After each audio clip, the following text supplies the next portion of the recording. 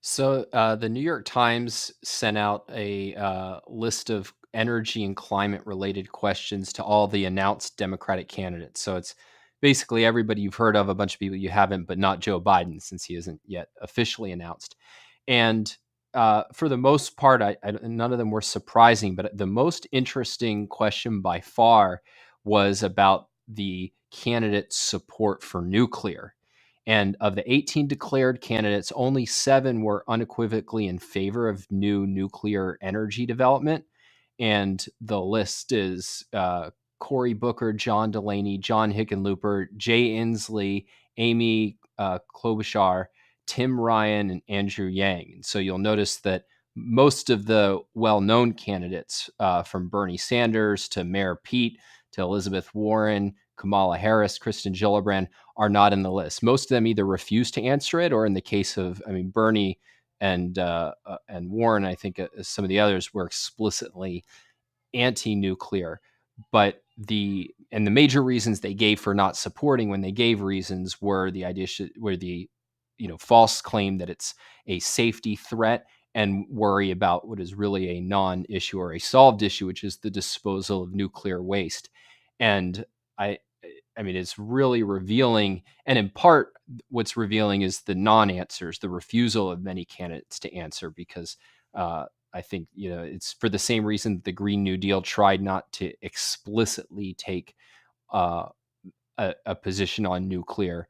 But as we've talked about in the show, if you genuinely thought that we face a climate emergency that could, that was an existential threat to humanity, then the idea of being on the fence about nuclear, let alone of being opposed to it, is just insane. When they're asking for the degrees of support, what does it mean when they unequivocally support it? What are they actually committing to? Well, it's not entirely set in stone, but so for example, I think the clearest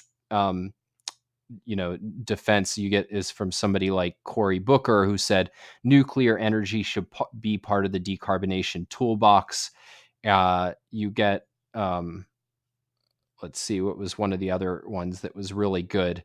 Uh, well, even unequivocal, I think, is a little bit generous. That's how the New York Times characterizes it. But for instance, John Hickenlooper, a former Colorado governor, who's actually probably one of the better people among the Democratic candidates on energy issues, said, yes, but there has to be a stronger effort to solve the problem of disposal of high level radioactive waste.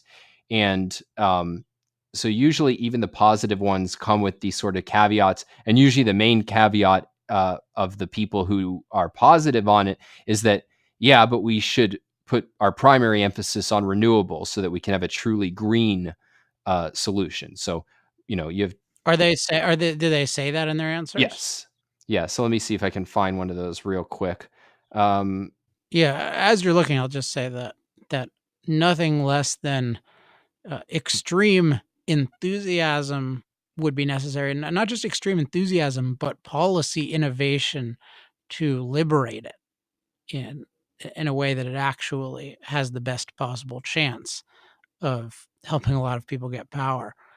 That's it's not just enough to say, "Oh, well, yeah, I checked the box. I'm not completely insane." So basically, 11 of them have pleaded complete insanity or refuse to say whether they're insane. And the others are just well, they're tiptoeing around the possibility of doing the sane thing.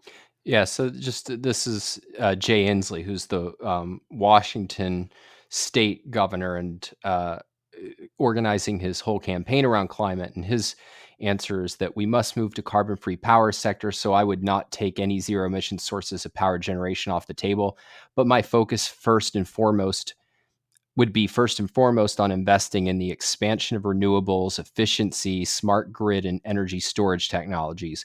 We should continue to explore the next generation of advanced nuclear technologies, but safety is of paramount importance, as is a stable long-term plan for dealing with waste. So even the unequivocal, these are not the majority of those are not loud champions of nuclear, but in effect conceding that, yeah, nuclear needs to play some role. So my translation of that is I, as in the government, the model of inefficiency and failure when it comes to economic endeavors, I'm going to invest all of my inefficiency in something that doesn't work.